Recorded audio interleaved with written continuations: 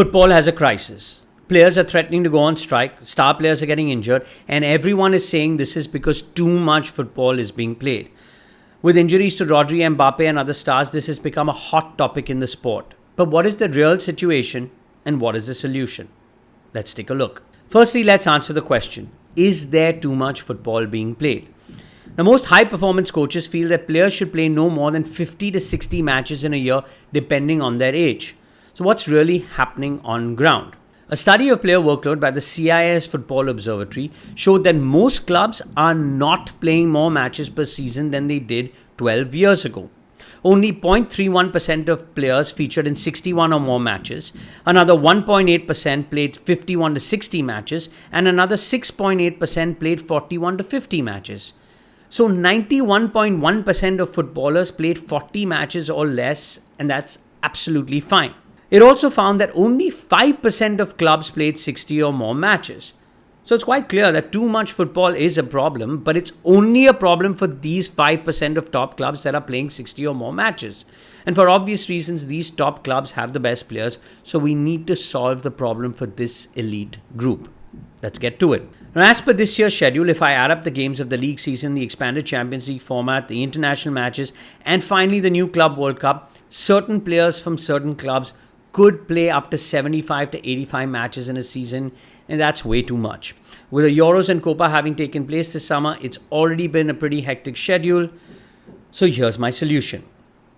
I've said this 100 times before, and I'll keep saying it. Everything in sports comes down to economics and money.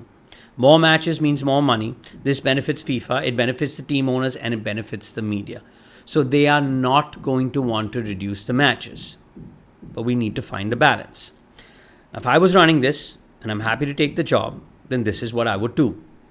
Firstly, I would put a cap on the number of minutes a player can play in a season. Not the number of games, but the number of minutes.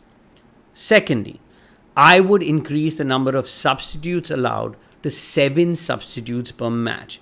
Now, this will be in all the matches that they play for their club. It does not include international matches. These two changes will have multiple benefits.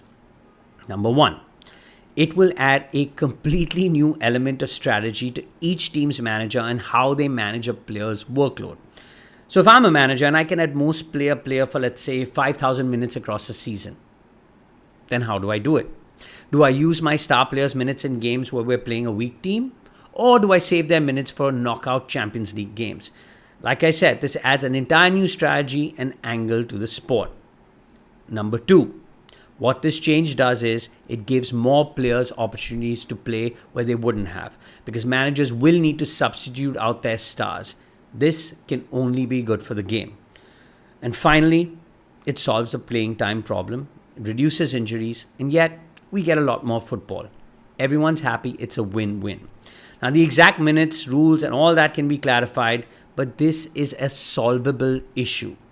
What are your thoughts? Let me know in the comments. Thanks for watching Sport.